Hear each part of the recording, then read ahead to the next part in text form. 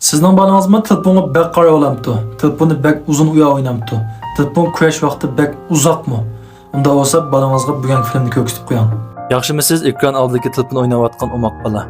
Siz uzun muddat telefon o'ynasa qanday oqibat kelib chiqadiganligini bilamsiz. Eng avval rasmdagi o'xshash ko'z qichishish, ko'z og'rish, ko'z satlashib ketish, ko'z atrofi qardash, ko'z chapaqlashish, ko'z qizirish ahvollari ko'riladi. Eg'ir bo'lganda rasmdagi o'xshash ko'z qanab ketish ahvollari ko'riladi.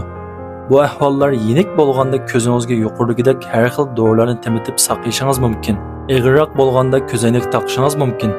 Qarang, ko'zoynak taqqan holat nima degan sat? Yuqoridagi danglik cho'lpunimizdanmi ko'zoynak taqqan holati bek ko'rimsiz. Uningdan eg'irlashsa yuqoridagi rasmdagi o'xshash ko'zingiz mushundaq bir tarafga maymoq bo'lib qoladigan, ya'ni yerlik tilimizdagi olg'ay bo'lib qoladigan ahvollar kelib chiqadi. Shuning uchun bolalarim, ukallarim, inillarim, singillarim mushu telefondan nari turli telefon o'ynash vaqtimizni kontrol qildi.